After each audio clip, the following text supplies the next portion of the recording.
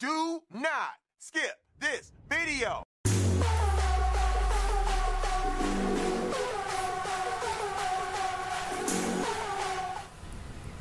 Donc bonjour à tous et à toutes, on se retrouve pour la 4e partie du raid solo avec mon chasseur 32. Donc les prêtresses, je vais vous montrer comment je les passe. Voilà, donc déjà je m'occupe pas des chevaliers, je les laisse tranquilles. Je vais directement à la prêtresse de droite. Donc là normalement ce chevalier ne devrait pas me toucher, c'est vrai qu'en général il tire pas, là il a tiré, mais bon, c'est passé quand même. Donc 2 galas sur la prêtresse, elle est morte. Un seul sur la vigie, et je ressors tout de suite.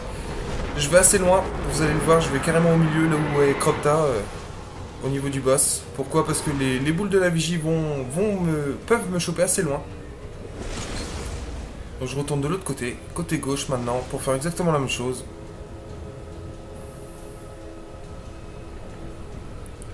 Voilà, la prêtresse va sortir de Galaron.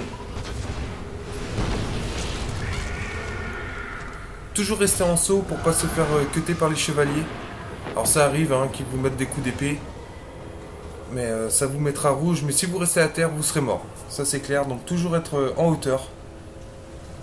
Donc vous voyez les boules, je me protège un petit peu. Je les entends éclater, je retourne directement du côté gauche. Alors ce coup-ci, je vais prendre un petit peu plus mon temps. Je vais prendre le temps de tuer des mobs. Pour ne pas être gêné, tout simplement. Et espérer toucher de la lourde. Parce que comme vous le voyez, j'ai plus qu'une roquette. Donc si j'avais une munition de plus, ça serait pas mal. Voilà, là le chevalier il m'a fait mal. Oui, pour cette étape, je me mets en pistolero. Vous verrez pourquoi tout à l'heure. Et marteau noir. Marteau noir, très important de l'avoir, parce qu'on n'a pas beaucoup de balles de sniper.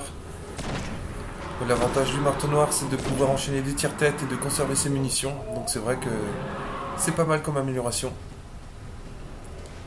Donc essayez de faire des tire-têtes au maximum sur les chevaliers, c'est assez simple. Parce qu'en plus il recule, vous voyez la tête recule, donc il ne bouge pas, il reste fixe. En plus il me donne de la lourde, c'est parfait. Allez, j'enchaîne l'autre au fond qui me tire dessus. Le dernier. Voilà. Je vais aller chercher ma munition lourde. Je recharge le gala et je vais attaquer Irut. Qui n'a pas commencé sa liturgie, donc du coup elle bouge. Hein. Elle devrait pas tarder, là voilà. Là voilà la liturgie. Donc là elle ne bouge plus. Voilà, donc c'est là que le gant m'a sauvé. Avec les esclaves, sinon j'aurais eu quelques difficultés. Pistolero donc, pour la finir. J'ai oublié de mettre le casque, donc ça m'a un peu perturbé. Je savais plus trop quoi faire, je voulais mettre mon sniper, mais le jeu n'a pas voulu. Alors je l'ai fini à la vision des confluences. Voilà, je ressors, pas prendre de risques. Le plus dur est fait. Donc maintenant, tout ce qui reste à faire, c'est niquer les mobs qui restent. Donc rien de très compliqué. Mettez-vous en sécurité, shootez-les de loin. À la vision, au sniper, au Galaron avec des munitions lourdes de votre inventaire. Il n'y a rien de très compliqué. Maintenant, le plus dur est fait, comme je l'ai dit.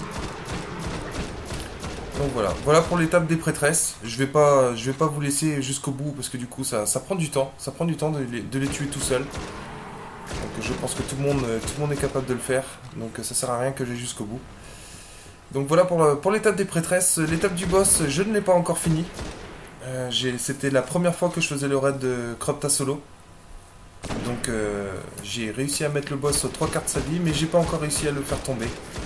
Donc j'essaierai, pas demain, parce que demain du coup il y a les raids et les nuits noires, les semaines qui redémarrent. Et du coup j'essaierai peut-être mercredi ou jeudi, je verrai. Voilà. Je vous dis à plus tard pour une prochaine vidéo. À bientôt.